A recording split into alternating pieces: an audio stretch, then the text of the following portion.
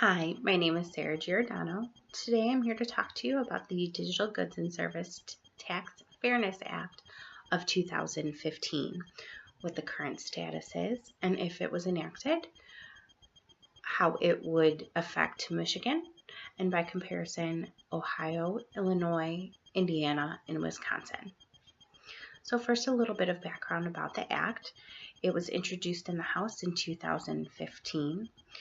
And it was also attempted in the House in 2011 and 2013 as well. Unfortunately, the act died in Congress without being enacted.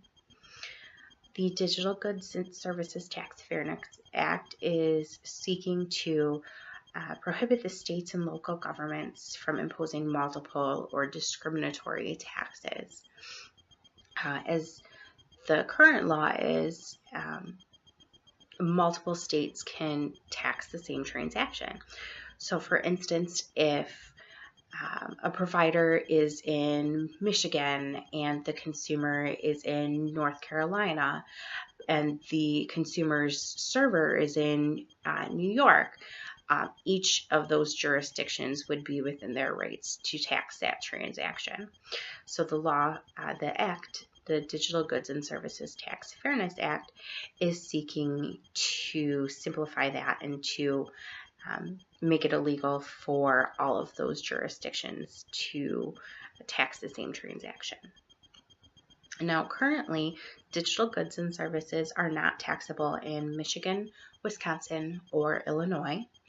They are taxable in Ohio, and in Indiana, they sometimes tax and sometimes don't.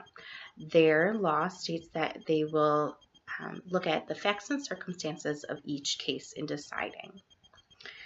So in Michigan, as I just stated, they are digital goods and services are not taxable. They specifically state that cloud computing is not taxable.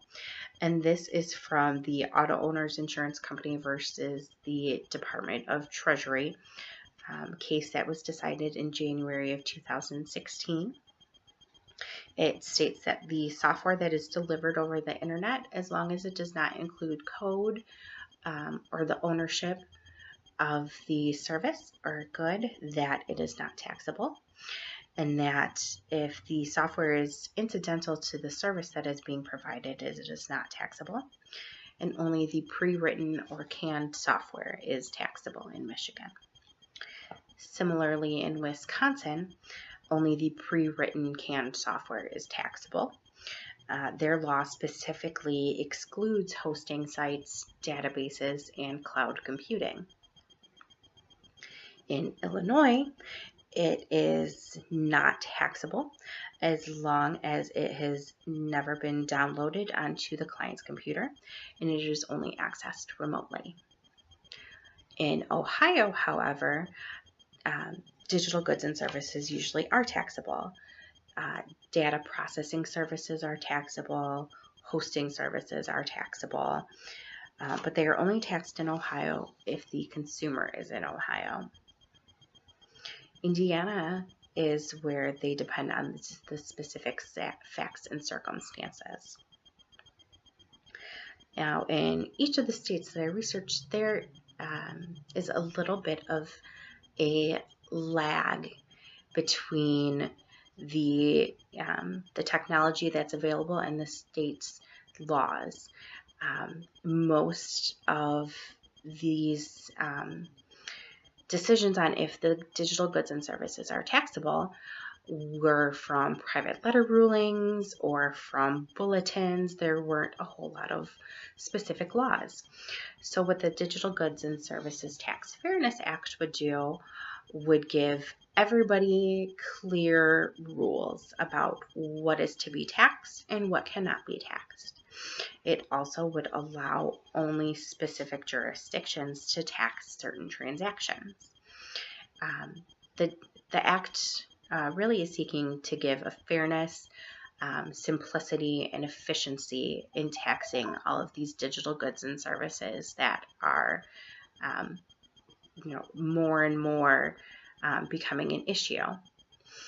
It would also give all of the states a uniform tax base on how to specifically tax these type of transactions. So for all of the states, they are not required to tax with the Act, but it gives them guidelines on how to do the taxing if they choose to do so. It also gave a little bit of leeway for the states to be able to circumvent the law in a little bit of ways on how exactly they chose to define the goods and services.